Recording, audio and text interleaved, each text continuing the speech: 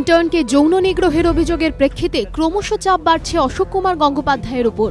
রাজ্য মানবাধিকার কমিশনের চেয়ারম্যানের অপসারণের দাবি জানিয়ে ইতিমধ্যেই রাষ্ট্রপতিকে 2টি চিঠি লিখেছেন মমতা বন্দ্যোপাধ্যায়।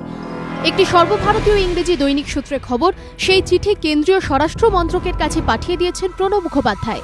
এ বিষয়ে শীঘ্রই রাষ্ট্রপতিকে নিজেদের মতামত জানাবে কেন্দ্রীয় স্বরাষ্ট্র মন্ত্রক।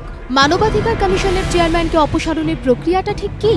পশ্চিমবঙ্গ মানবাধিকার কমিশন পরিচালিত হয় মানবাধিকার রক্ষা আইন 1993 দ্বারা। আইন মোতাবেক কমিশনের চেয়ারম্যান বা সদস্যের বিরুদ্ধে অদক্ষতা বা দুর্ব্যবহারের অভিযোগ প্রমাণিত হলে তাকে অপসারিত করতে পারেন একমাত্র রাষ্ট্রপতি। সেক্ষেত্রে মানবাধিকার আইনের 23 নম্বর ধারা অনুযায়ী রাষ্ট্রপতি সুপ্রিম কোর্টকে একটি তদন্ত করতে বলতে পারেন। তদন্তের পর যদি সুপ্রিম কোর্ট রাষ্ট্রপতিকে জানায় চেয়ারম্যানের বিরুদ্ধে যে অভিযোগ উঠেছে তা দুর্ব্যবহারের সমতুল, সেক্ষেত্রে রাষ্ট্রপতি তাকে সরানোর নির্দেশ জারি করতে পারেন। অশোক গঙ্গোপাধ্যায় ইস্যু ঘিরে এদিন উত্তপ্ত হয়ে ওঠে সংসদ।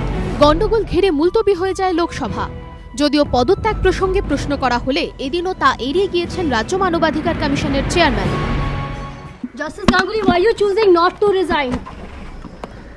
Why? That's none of your business. So are you going to take any step forward?